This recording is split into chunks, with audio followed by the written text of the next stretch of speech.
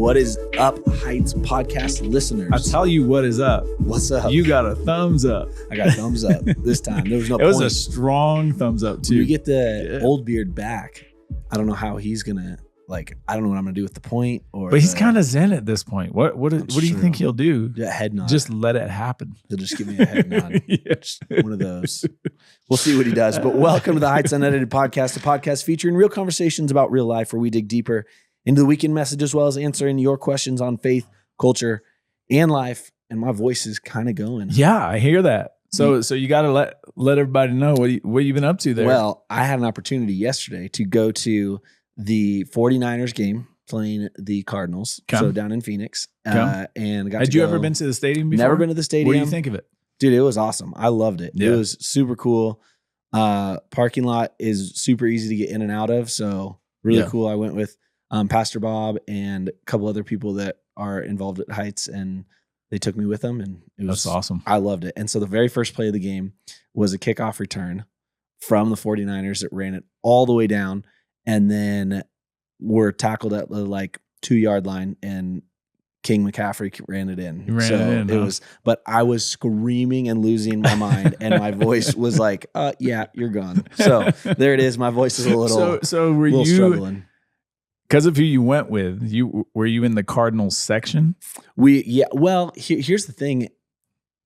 I feel like it was a home game for the Niners, if I'm honest, because so many Niners fans, everywhere you looked, there were Niner fans. So which is unfortunately for the Cardinals, that's pretty common. Yeah, it was very unfortunate for them, but cool for me because it was I wasn't in you were like my territory. People. Yeah, it was good. So it was super fun, and that's why my voice is gone today, because my 49ers scored a lot of points yesterday. So my goal today is to make you talk more. Yeah, talk more. Perfect. That's exactly what I need to happen. Right? Good. Man. Well, we are so grateful for all of our viewers and listeners that are with us. Excited to be back in our studio here. If you were a viewer or listener, you know that last week we did something a little bit different place. But back here, we do have some 5-star reviews that we're going to get into. 5-star reviews. All right. We have 2 of them today, but we're going to start with this one. 5-star review coming in from Dana Brinkley 27. I would expect nothing less, by the way. Nothing less than 5 stars. Yeah, I mean that's what we get. Dana Brinkley 27. There might be a reason for that. Says this: one of the best podcasts out there. Very thankful for this gift of the podcast. I always look forward to listening, laughing, and learning from it. Pastor John and Pastor Todd bring so much joy and knowledge to every episode. Thank you both for sharing vulnerable moments, creating the podcast to be a place for any question. Thank you for always pointing us back to Jesus, Scripture, and the love of God. That's awesome. So nice. That's very nice. And I'm not so sure that we bring so much knowledge to every episode. Oreo knowledge. We are gaining Oreo knowledge. We do bring Oreo When knowledge. does it turn into wisdom? Man, I don't know. How many Oreos do we have to eat before we're wise in the world of Oreo? Oreo gurus. Come to us with your Oreo questions. I love that it does come across though, because you and I both said that there's a lot of things we do that feels like work. And obviously the podcast is work, but at the same time, it doesn't feel that way. Yeah. Which is amazing. Yeah. It's become I'm glad it translates that really way. cool part of our week. So it's cool for it to be a good part of other people's week too. Just sit down and have coffee. Have some coffee out of what kind of mug? The bald eagle. The bald eagle. Yeah. There we go. You gotta have the bald eagle mug. I like it. I like it a lot. Well, if you are watching right now, Speaking of which, did we ever give away the stuff that we gave? I mean, when we raffled, did they make it to the people?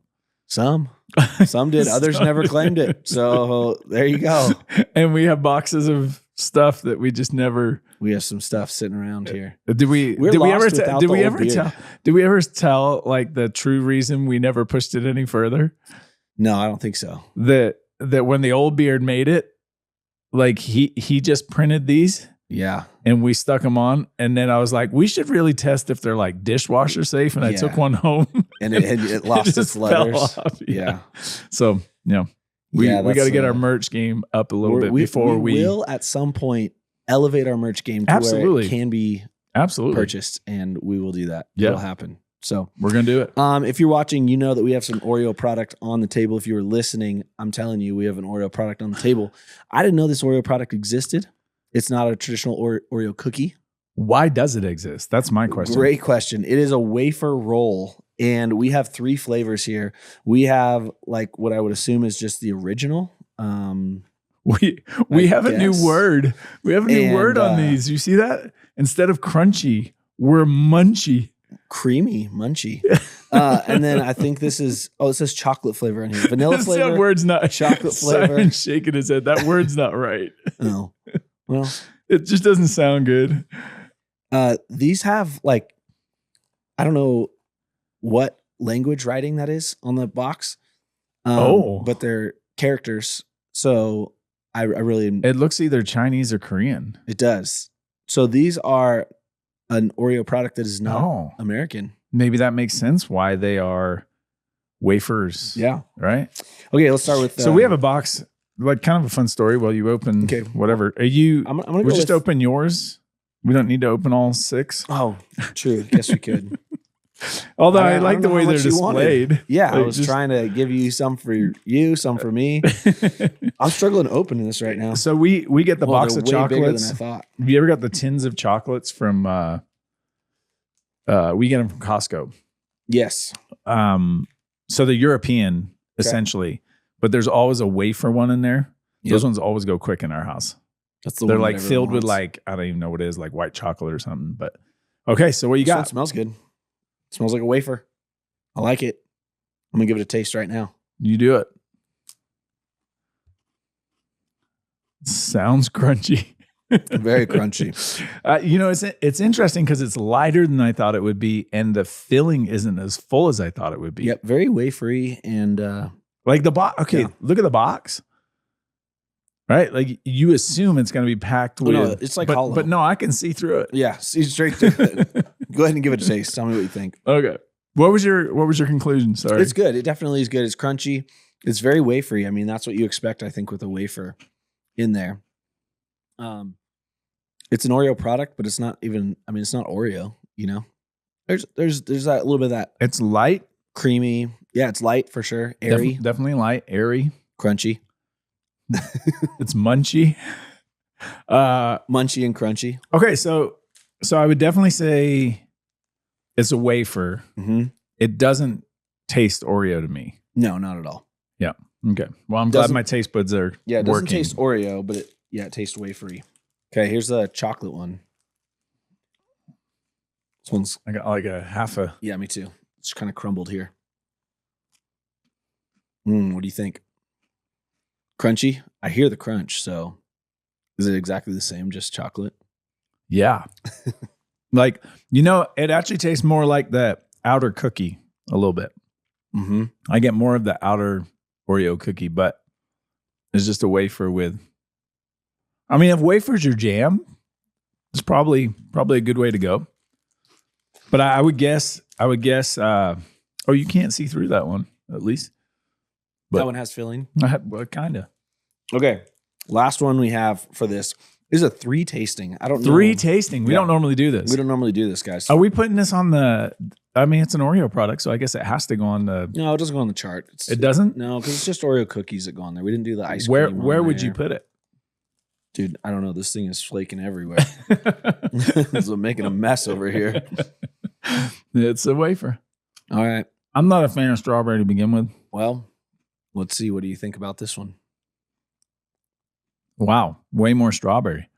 So you don't like it then? Because you're not a fan, and that's what it is. Out of all of them, the strawberry is the strongest by far. Mm-hmm. The chocolate was like, it's there. The Oreo, whatever that filling is, it was like a hint of chocolate. Yeah. This is strong on the strawberry. Yeah. Not bad though. I mean, I don't like strawberry, but if you're going just solely flavor, you got to go with the strawberry. Yeah. Because you can actually taste it. All right. Well, we are faithful to the people who gave us these items. Well done, good and faithful servant. That's how I feel at this point. That's why we're doing what we're doing. We made it through more Oreo products, and now it would be dead last if we were putting it on the chart. Yeah. I mean, it's below. Well, but it's not cookies, so you can't even. But it's below blueberry. Yeah. But all right. Well, we do have questions that we're going to hop into now. So if you made it this far with our Oreo, whatever the heck we do. You made it this this far. Wow, an early parents. Early. Wow, good. If you made it this far, you're part of the end of the. No, that doesn't work. It's just the cue. That's good. Okay, here we go. Question, but this question also has a review and a question from Anonymous. Starts with a little review, then we get into the question. First, it says, a twofer. I have listened to all the podcasts thus far and really enjoy listening to you both. I have been a member of the Heights family for many years and am so encouraged by you both. You both have grown so much in Christ and as individuals, and I think you're doing a wonderful job in sharing the gospel of Jesus. Thank you. Thank you. That's amazing. That's very, very kind and very encouraging. Very kind, very encouraging, which we need both of those. So thank you for that. I appreciate it. Especially after 3 rounds of wafers. Yeah, exactly. Yeah. Okay, so, and here's the question part of this. Again, from Anonymous, she says this. I have been praying for many years for my husband. He is not saved. We have been married for 29 years, and I pray that one day he will find salvation in Christ. He understands my faith is the most important thing to me. However, an argument we have is my giving to the church. I was regularly giving, and then he found out and went ballistic. We got into a big fight, and he does not understand that I'm giving back to the Lord what he has given me. How do I stay honest and truthful without hiding my giving and continue to generously give to the Lord without dishonoring my husband? Wow. Such a real question. Such a real question. And full of so much, I mean, pain comes to mind. Yeah. Full of longing, like just that road of praying for somebody for so long that they would meet Jesus. Yeah. And somebody you care so much about. Like I can't even, like, sitting here, I'm not even able to fathom Cindy not knowing Jesus. Right. Like, it just has been our relationship. Right. And so to hear someone who, man, we're married for 29 years and I'm just praying for him. I think even just maybe sitting on that for a second, man, invite anybody and everybody you can to pray. Yeah. Like, I would put that as many space without embarrassing him, but I would just, man, get the church, call the church, call people. And yeah, I think that's just something that for me is always such a painful journey, to not be able to experience your faith with your spouse. Right. There's a level of intimacy that comes with having, that's why it's important to have that aligned going into a marriage, and biblically they talk about that. Right. As, what happens if one is saved and one isn't, man, you continue to love them. You continue to pray for them. You continue to, pour into them. And so that's incredible that she's been doing that to be able to do that and live your faith. Yeah. That is rare. Yeah. That is rare. And to your point, I think that's where scripture captures, right? Like the beauty of you being an example. Mm-hmm. And yet it's such a hard space to be. Yeah. So what does she do in this situation where she's caught in between these two worlds almost of, like, I'm trying to be an example and do what's right when it comes to giving, being generous, but it's going against my husband. Like, what does she do? I think just hearing it, what initially comes to mind is he against you giving, or is it specifically connected to the church? So you as a follower of Jesus go, hey, there's this call in my life, and we're in a collection right now, right? Like the generous life. Yeah. Like, there's a call to obedience even in it, of honoring the Lord first, the idea of first fruits. And so I think the initial question that comes to mind for me is maybe stepping back with him and going, hey, are you against me living this part of my faith? Is it specifically toward the church that it is a trigger for him, is a hardship for him? Because the last thing God would want is for you to be faithful in your giving and that become a stumbling block to your husband ever meeting Jesus. Right. Like, it's just, Jesus is never going to go, it's worth you doing that and not him never meeting me. Right. Like, the goal is that what you do, he gets to see you live your faith. And as you live your faith, that becomes something that's a positive to him that might win him for Christ. Yeah. And so I think that would be the initial and the generous life is not just money, right? So it's absolutely. loving your husband in that way is being generous with that as well. I would also say, the goal, I don't know if I even want to say goal, the posture of saying this is the Lord's and I want to give back to him financially is what we should all be working towards. Right. However, there's times when it can't happen. Right. So I think of Paul in prison. He was locked in prison. He probably wasn't given anything because he wasn't making anything because there was nothing to give. Right. Like there are times when the giving can't happen financially. Yeah. For one reason or another. And this may be a moment where you go, it's not that you are disobeying God. You're just physically not able to because of the situation that you're in. And it's not a judgment. It's not a, turning this into something legalistic would leave you hopeless in this situation where I would say to her, you don't need to feel hopeless because you're disappointing God and not giving. Yeah. And because the situation you find yourself in is that, and I just don't want that to be the driving force in this of like, man, is God mad at me because I'm not able to give? Right. Yeah. And I think in those situations, right? Like you look at Paul, he still lived, nobody would look at Paul and go, man, he didn't live a generous life. Yeah. Everybody looks at him and goes, man, he gave everything. Yeah. Right.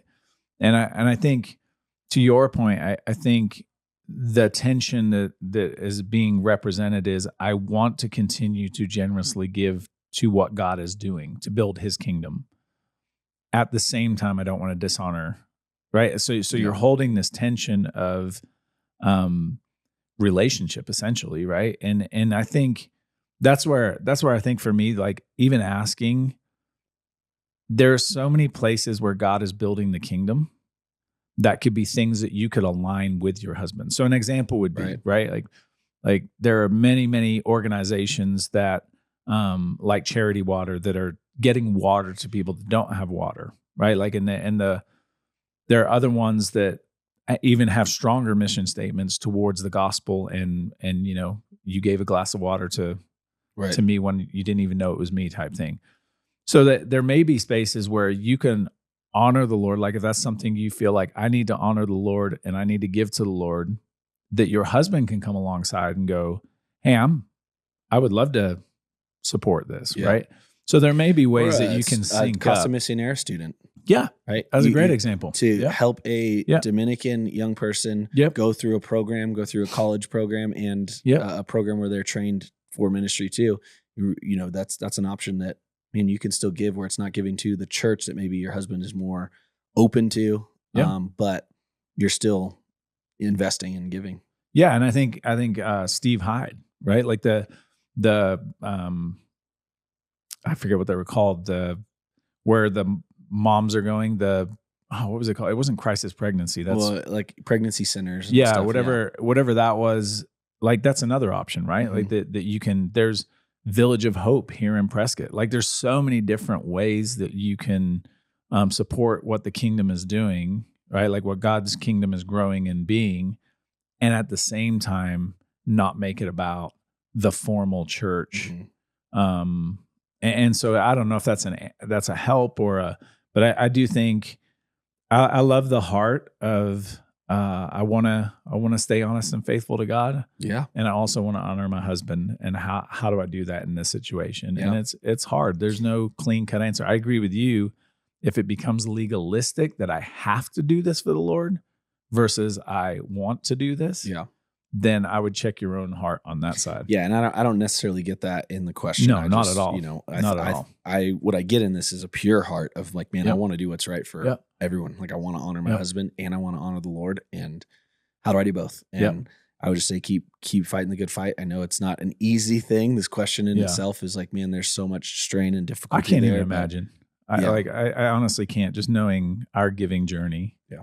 And to not be on the same page and same space. Money's already hard enough in a marriage to navigate, let alone when now you're bringing in faith and how we should spend it and what we shouldn't. And my heart goes out. My heart goes out. And thank you so much for being honest, being vulnerable, and sending a question. Those are the ones we like, man. Love these type of questions. Thank you so much. They're real.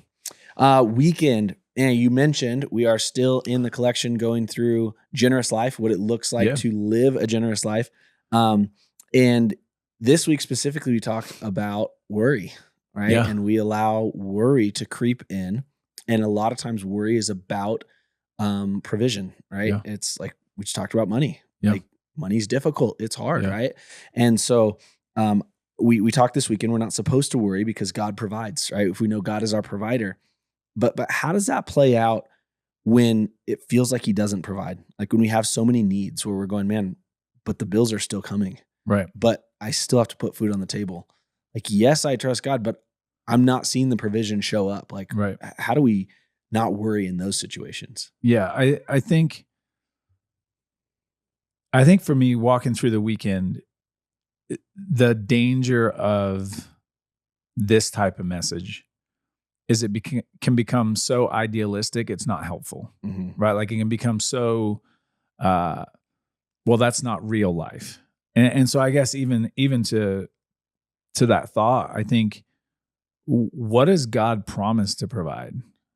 Right? Like what are the things that when you look at God's provision and what things are in the scope of God's provision and what things are in the scope of the ideals I have for my life. Right. So, when it comes to housing, right? Like, okay, what size of house, what type of house, because if you go around the world, you got families way larger than mine living in a way smaller space. Right. And they would go, God provided.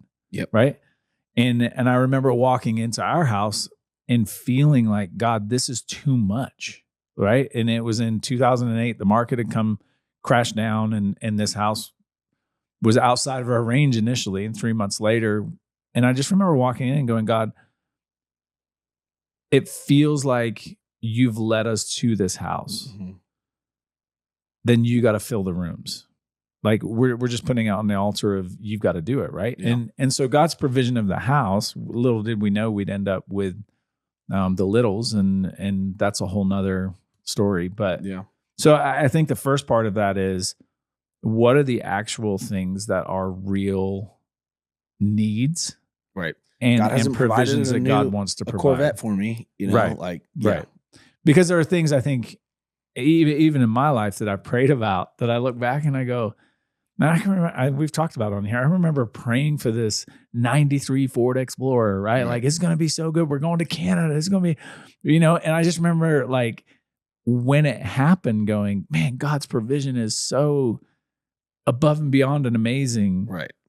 And yet what's interesting is I'm like, would I have prayed as fervently or would I have seen it as God's provision if, and I don't remember, I think I had a 91 Honda Accord at that point, right? Like if it was a 89 Honda Accord, would have been the same, you know what I mean? Like I just wonder sometimes within this that, there are things that are absolute needs, like daily bread, right? Like Jesus very clearly, and yet within daily bread, we can even go, okay, my daily bread needs to be this amount of protein per day, this amount of, versus like, no, I didn't go hungry today.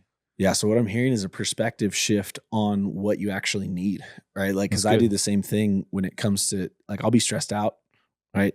Don't worry, but it's like, man, I'll be stressed out and worrying about how am I going to get a new Apple Watch? Yeah. Right. Cause this one's 10 years old and I got, it's like the first generation and I don't even know, dude, who cares? Yeah. Is that a necessity? Does it need? Like God has provided. I have one. Yeah. It's 10 years old, but I have it. Like a perspective shift instead of stressing out about the things that don't matter. Yeah. And just going, no, what do I actually need? You know, what is it? Because God has provided those things. Yeah. Maybe it's not, I do have a car. It's kind of ghetto. It's a little ghetto, right? She's struggling, but God has provided it, and I think that a perspective shift helps with that as well. And I wonder with that perspective shift, like you look at the way our world is structured, right? Like that I'm missing out or it'd be heavy to say God's not providing. Yeah. But if I told you, hey, we don't have any TV in our house because we don't have any extra money for it.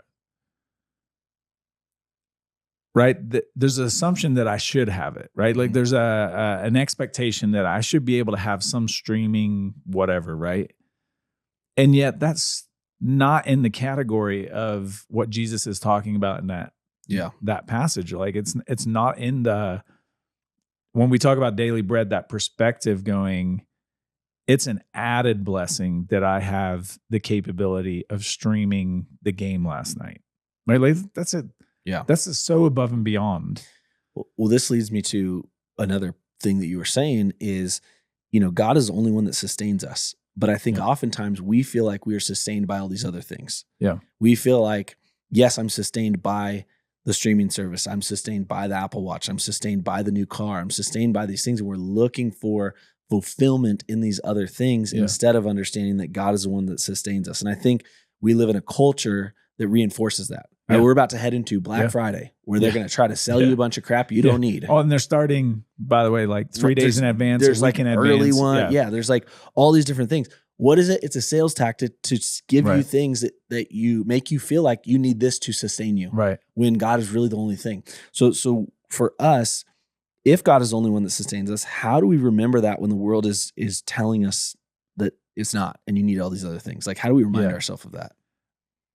So I'm going to go on a tangent if that's all right. So I mean, it's a good tangent, I think, and we're not going to edit it out. So you're along for the ride. So I think it's interesting. I'm reading a book right now. I've told you about it. It's called Reconnected, but was disconnected and it's rubbed out on purpose and reconnected, right? And it's the idea of this guy who technology's got a hold, right? And so he's like, okay, I'm going to go screen free for 7 weeks. Well, the part I'm in right now, and I referenced it this weekend, is he's in an Amish community. And like when I think of Amish, like we lived in Canada where the Mennonite community, very similar, especially like the different like levels of some were horse and buggy, some were black cars, some were, and it was like, how in the world did they choose what they chose and who's got what? And so he asks those questions when he's with this Amish family. And two things stand out. One was, he said his first meal with them was 4 hours. He just arrived at the farm. He goes to eat and all the family members come over. Like the community comes over to meet him. Like it's such a big deal that he's there that they want him to know it's a big deal. And then they spend 4 hours getting to know each other, right? The next morning, he goes to the farmhouse and they have breakfast. It's 45 minutes. He goes to lunch. It's 90 minutes. And he walks away with this like, man, the culture I am from, we've lost the value of the table. Mm-hmm. We've lost the value of sitting face to face and sharing meals. We've lost the slowing down because we're so busy with these other things. And as I'm reading that, I'm like, there's something inside of me that goes, I'm missing out, right? Like there's something inside going, there's something right about this and I'm missing it. Mm-hmm. The other one he asked them is, okay, so why do some people have why do you allow some technology in and you don't allow others, right? Like, so an example would be there's an e-bike, right? Like he rode an e-bike to the tractor store to pick up parts, right? And he's like, so weird. You got horses and then you got an e-bike. Why an e-bike, right?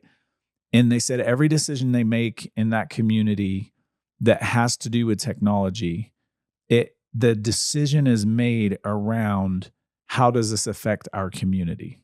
Will this hinder or grow our community?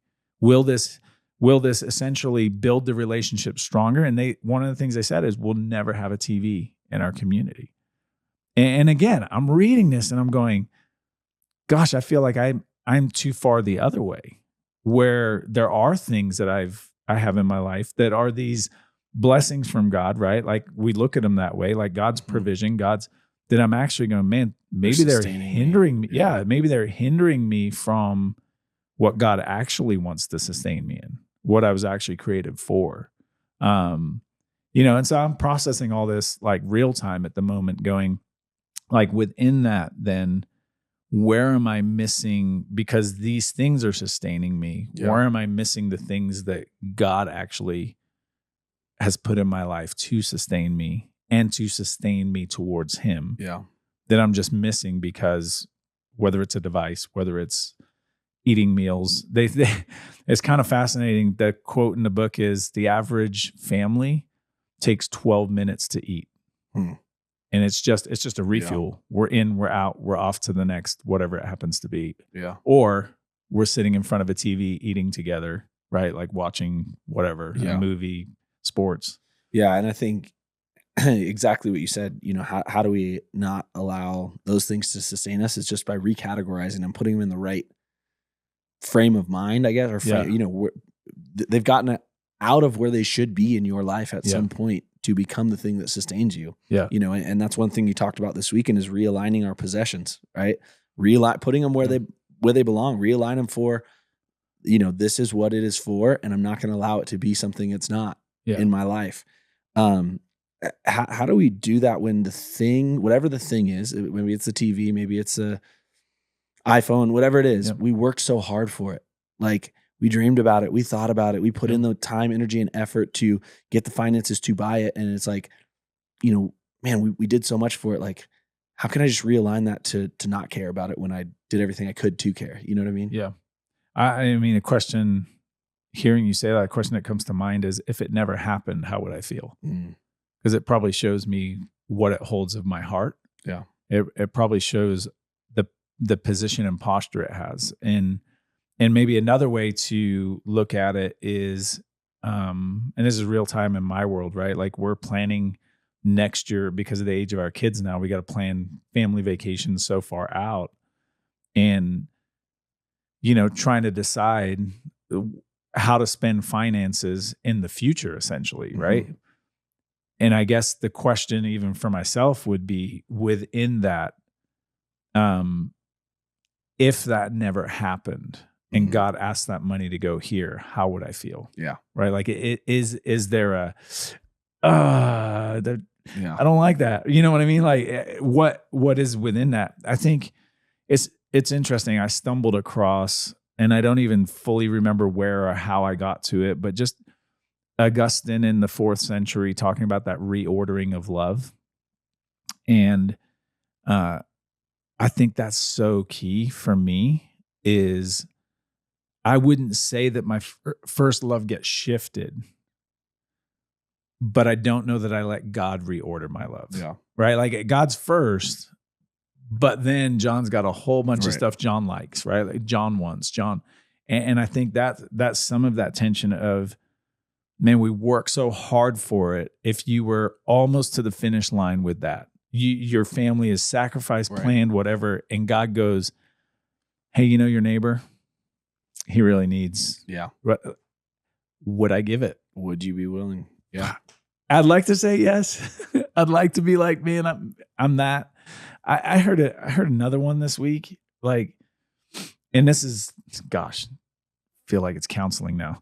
But like for me, I knew of the need and didn't do anything because I felt like the person in front of me needed to grow. And this was an opportunity God was using for them to grow. And so I genuinely feel like I wrestled with the should I, shouldn't I, but never took it to like the, okay, God, what do you want me to do stage, right? And then I'm with that person this week and they go, hey, I was with this guy and he's like, came back and he's like, hey, I just feel like God told me to give you this. And it was such a like gut check of, did I get to the point with God where I was like, God, am I supposed to do this or not? Which clearly this other gentleman had, right? And I think it's those kind of conversations that God wants to lead us into, constantly going, am I aware of what's around me? Do I see the needs? And am I willing to actually put in the work with God that I would put in the work with something else, right? Yeah, and I think that's the part that we have to introspect. I mean, this whole collection is one that's like, man, you got to answer the questions for yourself. Are you being generous? Yep. Right? Because we can even be generous. We talked about it last week in a religious sense and go, yeah, I give, but not actually have a generous spirit, generous heart, like live a generous life. And I think that just this weekend just highlighted more of that, like things we have to take inventory in our life and go, man, is this in the right place in my life? Yeah. Or do I need to realign my possessions to my calling and to living a generous life? So Really, really good, exciting stuff. We're going to continue in it too. Teaser for this weekend. We're going to, and everything you do is eternal. So just another extra little layer to look at stuff through. Good stuff. Good stuff. Okay. We do have a couple more questions that we are going to hop into. You ready for some questions? You need some more wafers, or are you good? Definitely don't need no wafers. Okay. All right. Here we go. Maybe some more coffee. This is a question that we got from a recording that we did last week. We had some live submissions into the questions, and so we don't have a name attached to these. So these next two questions will be from Anonymous. And so Anonymous asks this: what is your best advice for someone who is called to become a pastor? I'm currently in school to become a pastor, and I'd love any advice. I feel like you probably have a better answer on this one than me. I feel like you're pretty geared towards this. I am. I actually wrote a book on it. So yes, I do have some advice here. What was that book called? So you want to go into ministry? And where can I get it? What it's called. You can't get that one yet. So here's what I would say to this individual. I tried. Yeah. First is, man, pursuing this calling is huge, right? If you know that you've been called to it, that's the first thing, is identifying, man, have I really been called to this? And if so, am I willing to give my life to it? And I think that is a really good step. So pursuing it by going to school to become a pastor, like, great job with that. I would say prepare your heart, not just your head, because when you're going to school to become a pastor, it's a lot of academic stuff. And I think the biggest downfall that we have, or that I've ran into, I guess I would say, is that I knew everything, but my heart had not grown to the place it should to be a pastor. So preparing your heart, I think, is more important than the theology classes, than the practical classes, than all the things that you're going to do where you're preparing your head. Yeah. Stop and prepare your heart. What does that look like? Make sure that you are going into ministry with your heart that is prepared for the ministry that you're going to do, or else it will chew you up and spit you out. How would you recommend somebody does that? I would say that looking at the qualifications in Scripture for what somebody being a pastor, or being, an overseer, or whatever you see, it's kind of broken down into different categories. I would say going to each one of those categories and doing it. I think looking through the lens of what does it look like to be humble. Yeah. That is probably the biggest pitfall that happens to pastors is they lose a sense of humility, and pride creeps in, because as a pastor, you are in front of people. You are known. You are on a stage. You are throwing events. You are doing things that deserves recognition. And when recognition becomes the driving force, then you have gotten to a place where humility is gone. So it's preparing your heart in humility. It's preparing your heart in what it means to be hardworking. It's constantly checking your heart to why am I doing this? Am I working heartily unto the Lord and not to men? Or am I working for recognition of men? So it's going back to your calling as well. And that's part of heart preparation, in my opinion. I think there's a lot of things that you can do there. Other practical things I would say is serve, right? Take the opportunities right in front of you. I think that a lot of people who are going to school to be a pastor are always thinking future tense. Mm-hmm. When I get there, then I will be a pastor. Well, what does God have in front of you right now? What can you do to serve right now? It doesn't have to wait. So take the opportunities in front of you right now. And I don't know who wrote this, so maybe they are doing that. Maybe they aren't, but I would say take those opportunities right there. I would say be open-handed where God wants to take you, because I think we spend way too much time, and I've said this in messages before, we spend way too much time giving God our plans instead of giving God our hands. Yeah. Here's my hands, just use me. Yep. We're like, no, God, I'm going to do X, Y, and Z. I always find it really interesting when people say, I'm going to be a pastor at Heights. And I'm like, well, what if God calls you to another church? Heights is great. I love it. Obviously, that's why I'm here. Yeah. But maybe God's calling you to somewhere else. This is not, I've followed God's call to multiple churches, and there's a lot of heart work that had to happen on me to be able to say, God, if I'm truly saying I'm called to ministry, then I'm willing to go wherever you want me to go, not just say it has to be in this box. So I would say, if you're wanting to do this and preparing yourself, be open-handed with where God wants to take you. And then I would say, on the practical side, get a mentor, get somebody who has been a pastor. I would suggest someone who's been a pastor for 10 plus years to just walk you through the practical of it, because it's glamorized on the outside, but the truth is this is the hardest thing you'll ever do. Yeah. And so get somebody that can walk you through the reality of what it means to be a pastor, not just what you see from afar or the concept of being a pastor. Yeah. So that's all I would say. What else would you add to that? It's good. I don't know that it's more echoes, I think, of what you said. I think Paul Tripp wrote a book, Dangerous Calling. And that's probably one of the best ways to frame up what the pastoral calling is. It's so dangerous. You can lose yourself so quickly. Yep. And whether that's in pride, whether that's you pour out so much that you have a savior complex, like whatever it happens to be, right? Like it's just dangerous. And then I think to your point, the serving one is great. I would encourage you, serve outside of the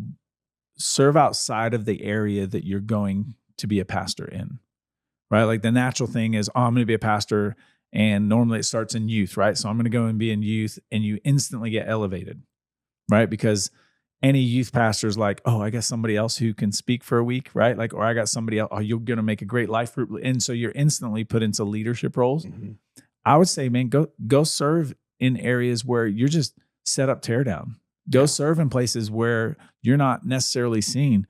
The new beard will like this one. Go serve in production. Go sit behind a camera, right? Like go sit where you're just showing up and you're serving because you're a servant, right? And I think that's some of the best times. The other thing I would say is get a job outside of the church. While you're preparing, go work for some company where your boss is going to be a non-Christian. They're going to treat you like, one of the best things that ever happened to me is I worked at a restaurant, and my boss threw a trash can lid at me and cussed me out, right? Like it was just a good moment where I got to punch a clock for somebody that I was frustrated with. I didn't think they valued me.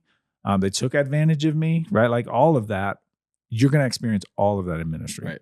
So to get it outside and prepare yourself in, those are the things that, like you said, head knowledge, you're learning Greek, you're learning whatever, right? Like that goes along with whatever schooling you're doing. However, there's life stuff. Yep. That there's heart stuff that you have to develop. You have to figure out how to develop that. Yeah. When I'm interviewing anybody for a position in my departments here at Heights, I really care a lot more about what you've done as opposed to what you know. Yep. And so, that's what I would say there. Knowledge can be taught. Character can't. Correct. Last question that we have for us. Here's this. They say, Anonymous says, I want my relationship with God to be stronger, but I'm having such a hard time letting go of sin. How can I lean on him when I feel like there's no hope? Oh, man. I think it's so broad. There's no context for us specifically in this, but if I were to guess, since it's anonymous, we can just guess. We can. I would guess that usually when people say, I'm having such a hard time letting go of a sin, and it's really trapping them, and they're saying things like, I feel like there's no hope, it's usually a sexual sin. Yeah. Whether it's pornography, whether it's engaging outside of the God's covenant marriage, whatever it is. I think that's usually what it is. And again, so I don't know exactly what this context is, but I would say for someone in this, if this is the case, but it also goes for any sin. Yeah. Remove opportunities for that sin. Yeah. I think that's a huge one. Is that, I think of Joseph and Potiphar's wife, right? And that's such an interesting passage because he wasn't just really strong. He bolted out of the room. Yeah. He left his coat in her arms. Ran. He took off. Why did he take off? Because he knew he wasn't strong enough. Yeah. When we try to white knuckle it and go, no, I'm strong enough. You know what we do? We fall into temptation every time. Yeah. Joseph wasn't showing us I'm strong enough to handle this temptation. He was being honest with the fact that he wasn't strong enough, and he bolted. What he did was the smartest thing he could have done, is he removed himself from the situation. Yeah. So any sin, specifically if it's of sexual nature, and remove yourself from the situation, and it's going to be a lot easier to withhold it. Versus Samson, right? Right. Who Samson knows that he's not supposed to do, have any contact with a carcass, and he does. Yeah. And that leads then to this relationship that he knows he shouldn't be in, but he keeps putting himself there. And it's this slow to where he ends up where he is. And I think it's the same thing. I guess that's where my mind goes is you have to desire your relationship with God. Like when you say you want it to be stronger, it's back to prioritization, right? Like I have to go, I want to love God above all else. And if that's the case, then I need to set whatever parameters to protect that. And so like you're saying, like, don't put yourself in that situation. I would also say, stand in the light. That if, and I realize this is an anonymous question, and I realize, but whoever wrote this, whoever asked this, lives in a real situation. And so what I would say to you is go to someone today, look them square in the eyes, and go, this is the sin that is hindering my relationship with God. The minute it's spoken into the light, and now you invite somebody in, that changes the whole complexion. Right. You can't hide anymore. That person's going to look at you and go, hey, how are you doing? Right? Like that person hopefully goes, hey, you need to contact me.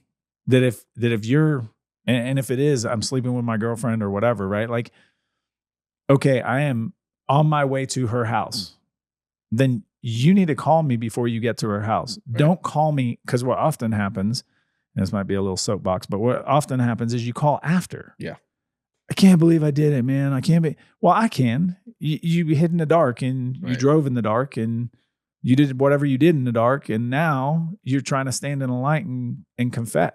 Yeah. Right? Like that's where being proactive to go, I got to preserve my relationship with God, and I know this is a hindrance, right? Like let's put it in a different context, right? Like I know that when I drink, drinking leads to this, and that leads to this. Therefore, don't go to the third thing and try and stop it. Right. Go to the first thing, right? Like, so now I'm going to remove this. I'm going to put this in the light, and I'm now going to be proactive. So an example in that case is I'm not going to have any alcohol in my house, right? I'm just not going to do it. If I know that's the first trigger point, I'm not going to do it. Right. If it's, I remember Bob Hoyt, I thought it was great advice. It's always kind of stuck in my head.